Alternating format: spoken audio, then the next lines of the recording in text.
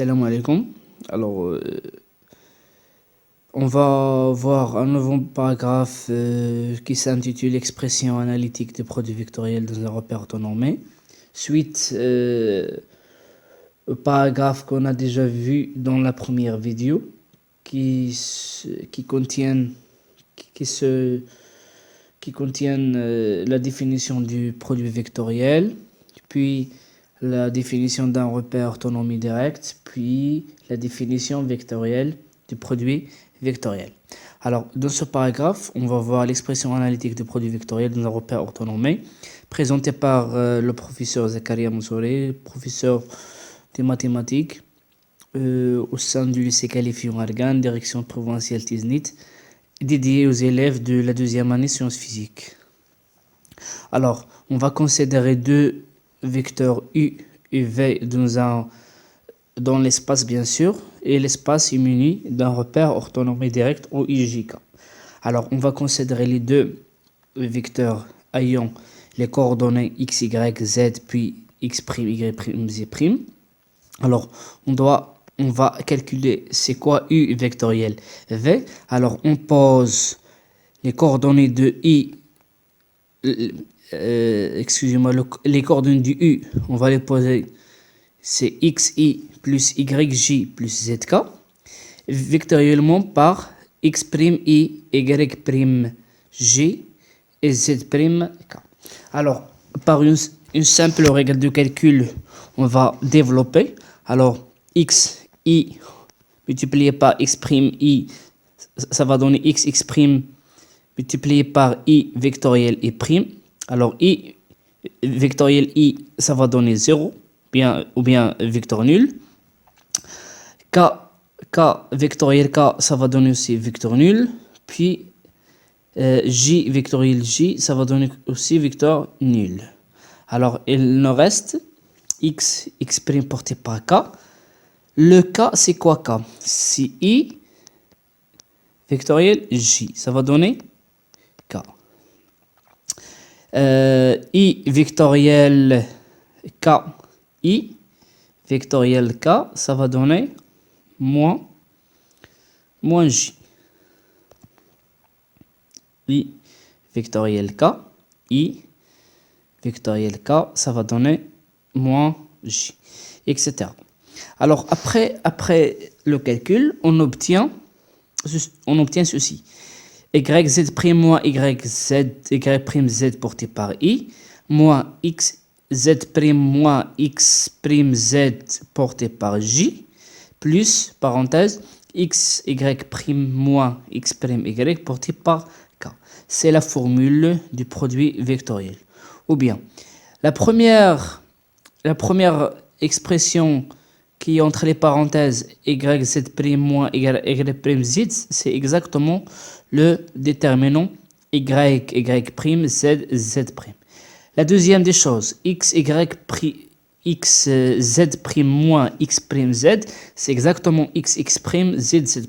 Et la dernière, XY' moins X'Y, c'est exactement XX', YY' porté par K. Alors, on va voir une technique, une règle de calcul qu'on va expliquer, c'est comment peut-on calculer le produit vectoriel. Alors, pour ceci, on va voir la règle de calcul. Alors, on va considérer les deux vecteurs dans l'espace ayant les coordonnées x, y, z et un autre vecteur v ayant aussi x', y', z'. Deux vecteurs de l'espace. Alors, ces vecteurs-là, ils sont dans un repère, l'espace est muni d'un repère orthonomé direct. Alors, on va voir c'est quoi U vectoriel V. C'est une simple règle de calcul pour bien déterminer U V. C'est exactement, on va écrire les coordonnées du U. C'est quoi les coordonnées du U? C'est X, Y, Z, vectoriel, quoi? X', Y', Z'.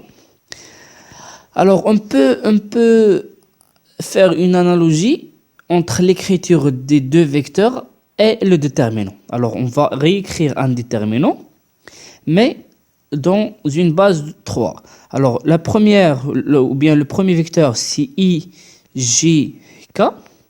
Les vecteurs unitaires de repères orthonormés. Puis, les coordonnées de U. Les coordonnées de U, ce sont X, Y, donc X, Y, Z. Puis, les coordonnées de V, c'est X', Y', puis Z'. Alors, pour bien calculer le premier, on fait éliminer la première ligne et la première colonne. On obtient quoi? On obtient un déterminant. Ce déterminant est porté par l'intersection des deux lignes. Alors, avec l'intersection de la ligne et la colonne. Alors, on obtient quoi? On obtient YZ, Y', Z'. Elle est portée par le vecteur I. Moins, c'est pas plus, moins. Moins quoi? Moins, on va éliminer on va éliminer ceci. Puis, on va éliminer la deuxième ligne. Voilà. Alors, on obtient quoi? On obtient un autre déterminant. C'est X', Z'. Il est porté par, bien sûr, J. Plus une alternance. On commence par plus, moins, plus. Alors, on va éliminer une autre fois la deuxième ligne. Alors, on va raser la dernière. On va éliminer la dernière. Alors, si on élimine la dernière, le point d'intersection, c'est K. Alors, elle est portée par K. On obtient X', Y'.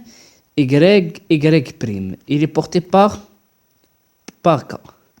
Alors, égal à quoi? Égal à YZ' moins ZY' porté par I. Alors, bien sûr, on sait tous comment calculer un déterminant, bien sûr, en utilisant la règle de gamma. Moins X, alors, moins, on va calculer le déterminant. Moins quoi? Moins XZ' moins X', Z porté par J. Alors, on n'oublie pas que ici c'est moins.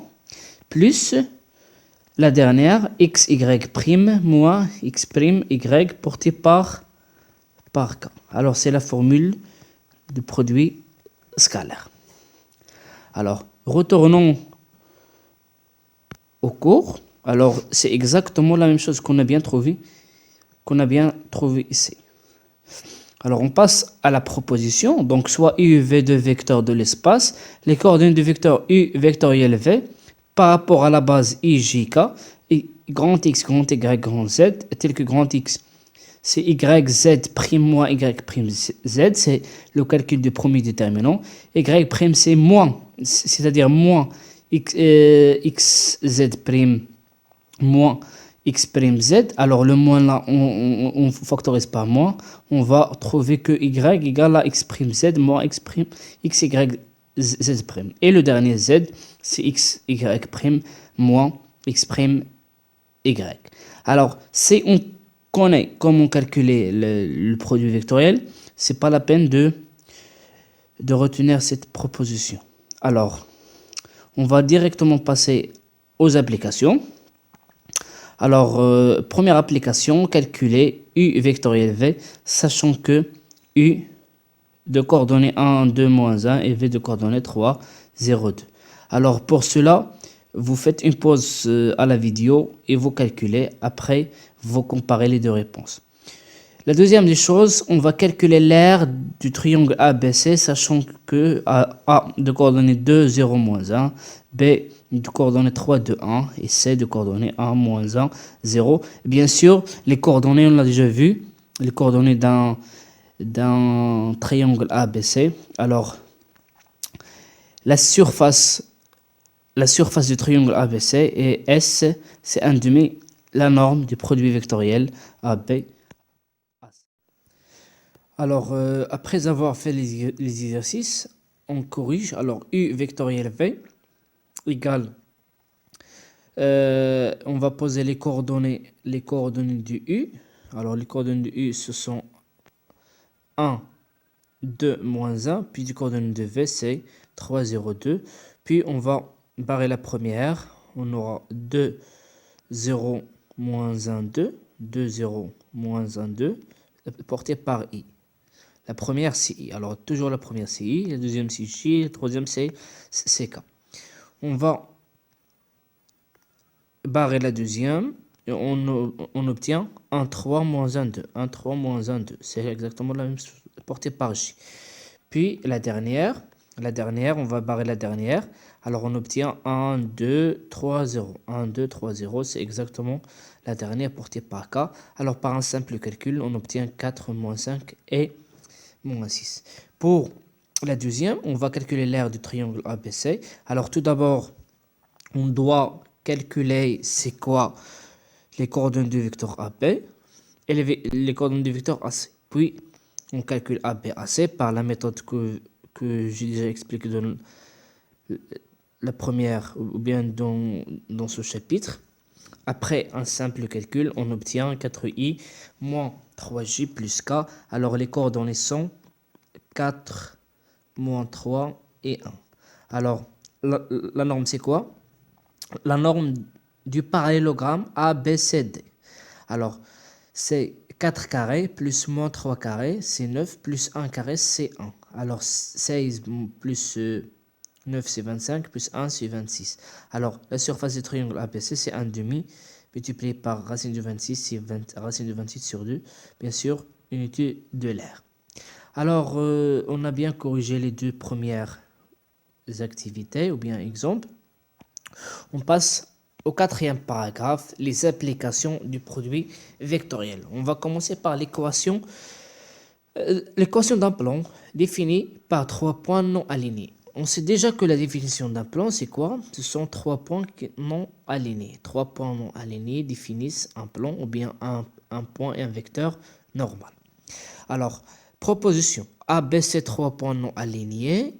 Alors, M appartient au plan ABC, c'est-à-dire que AB vectoriel AC scalaire AM égale à A0. On a A0, ماشي vecteur nul. Alors, pourquoi le AB vectoriel AC? On connaît tous, d'après la première définition qu'on a déjà donnée au produit vectoriel, on sait tous que le vecteur normal de P, du plan P, est normal et perpendiculaire et orthogonal à tous les vecteurs du plan. Alors, et on a déjà vu que le produit vectoriel aussi, c'est quoi? C'est un vecteur qui est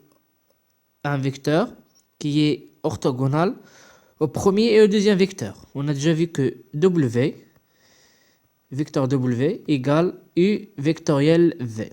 Alors, W est quoi? Est orthogonal à U et aussi orthogonal à V. C'est la même chose ici. Alors, on va considérer AB vectoriel AC, c'est un vecteur normal, N, scalaire AM, on a déjà vu ça dans le premier cours du produit scalaire, égal à 0, c'est l'équation d'un plan. Alors, 3 points non alignés. Alors, M,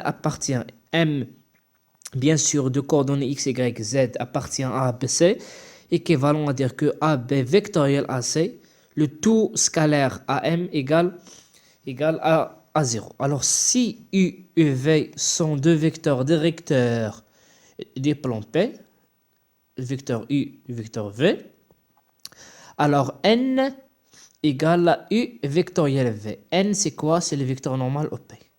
On a déjà expliqué ça ici. Alors, on va prendre cet exemple. On va considérer, on va chercher l'équation des plans A, B, C, tels que A et B et C, ce sont des points de l'espace. Alors, tout d'abord, on doit calculer le vecteur AB puis le vecteur AC. Après un simple calcul qu'on connaît tous faire, AB c'est 1, moins 1, 3 et AC c'est moins 1, 1 et 2. Alors, AB vectoriel AC, après un calcul, IJK, on va poser ici, on pose les coordonnées de AB, ici on va poser les coordonnées de AC. On va trouver que le produit vectoriel, c'est un vecteur de coordonnées -5, -5, 0. Alors, n qu'on connaît, c'est le vecteur normal, c'est moins 5, 0 normal à P. Alors, on sait tous comment déterminer l'équation d'un plan en utilisant bien sûr le vecteur normal et un point. Alors, M, le point M, x, y, z appartient à BC. Alors, AM scalaire n égale à 0. On l'a déjà vu, le premier cours, le produit scalaire. Alors, les coordonnées de AM, c'est x, y, z, moins les coordonnées de A, 1, 0, 1, puis scalaire n. Alors, scalaire n, on va prendre l'abscisse multiplié par l'abscisse, plus l'ordonnée fois l'ordonnée, plus le code fois la cote. Alors, c'est moins 5x, moins 5y, plus 5 égale à 0. Alors, on simplifie par 5 ou bien par moins 5. Le passage on a simplifié, on a divisé par moins 5. Et on obtient à la fin l'équation des plans. C'est x plus y moins 1 égale à 0. Alors, c'est une méthode parmi d'autres méthodes pour déterminer l'équation des plans ABC de 3 points non alignés. Alors, on passe maintenant au deuxième paragraphe, ou bien à la deuxième partie du paragraphe, c'est l'intersection de deux plans. Alors, on sait tous que deux plans, c'est son séquent, le plan P par exemple, avec un autre plan que l'on, c'est son séquent. Alors l'intersection, c'est quoi? C'est une droite. Alors, deux plans sont séquents. L'intersection de ces deux plans, c'est une droite. Alors, on va considérer deux plans, P et Q, deux plans dans l'espace, N normal à P, c'est vecteur normal à P, on a le vecteur P, c'est la normale N, et l'autre plan, par exemple le plan Q, la normale c'est N'. Alors on va considérer deux plans tels que N normal à P et N' normal à Q. On a P est parallèle à Q long, si et seulement si leur produit ou bien le produit vectoriel de leurs deux vecteurs normaux égale au vecteur nul. Alors n vectoriel n' égale au vecteur nul. On dit que deux vecteurs sont séquents ou bien se coupent si et seulement si ou bien si n vectoriel n' est différent. C'est le cas inverse, c'est différent du vecteur nul. L'intersection de P et de Q est une droite, bien sûr, dirigée de direction, c'est-à-dire la direction de cette droite, de direction, le vecteur U, qui est n vectoriel n'. Alors, on va voir un exemple. Alors, on va considérer deux plans P d'équation x moins y plus 3z plus 3 égale à 0 et un autre plan Q d'équation 2x moins y plus z plus 1 égale à 0. Montrons que P et Q se coupent et déterminons la représentation paramétrique de la droite D qui est l'intersection de ces deux plans. Alors, premièrement, on va écrire l'équation de P, c'est x moins y plus 3z plus 3. On va extraire le vecteur normal. Alors, le vecteur normal, c'est le coordonnée A, B, C. Ce sont les coefficients d'x, y, z. C'est 1 moins 1, 3. La même chose pour Q. 2x moins y plus z égale à 1 égale à 0. Vecteur normal, n', c'est 2 moins 1, 1. C'est un vecteur normal aussi à Q. Alors, on doit calculer n'. Alors, c'est quoi n'? n', c'est exactement c'est U. C'est U, c'est-à-dire c'est le vecteur directeur de la droite D. Alors, par un simple calcul qu'on fait déjà, IJ a les coordonnées de, ou bien les vecteurs directeurs du plan, 1, moins 1, 3, ce sont les coordonnées de N, 2, moins 1, 1, ce sont les coordonnées de N'. Alors, d'où N n vectoriel n', c'est 2, 5, moins 1. Après un calcul, c'est 2, 5, 1.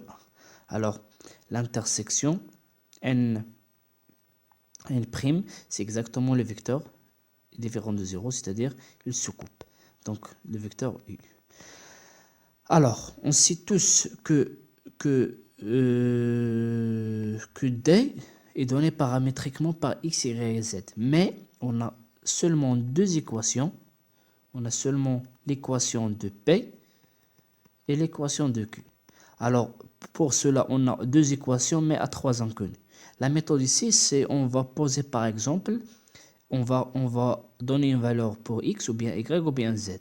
Alors, par exemple, dans cet exemple, on pose z égale à moins 1. Par exemple, pourquoi? Parce qu'on a deux équations à trois inconnus. On ne peut pas la déterminer par la méthode de déterminer ou bien la substitution. Alors, on doit poser une valeur à un inconnu pour chercher les deux autres inconnus. Alors, si on pose z est égal à moins 1, on remplace z par moins 1. Ici, on obtient un système résolvable, un système, deux équations, deux inconnus. On obtient à la fin que x égale à y et y égale à 0. Alors, le point A, 0, 0, moins 1 appartient à t. Le moins 1, on l'a déjà. 0, 0, on les a ici. Après, la représentation paramétrique, on sait tous que x, y, z, c'est le coordonnées du point M. 0, 0, moins 1, c'est le point A. Et 2, 5, 1, c'est le vecteur U. C'est exactement le vecteur n vectoriel n'. Alors, à la fin, on obtient la représentation paramétrique. La représentation paramétrique de la droite D qui est z ou bien x égale à 2t, y égale à 5t, puis z égale à moins 1 plus t.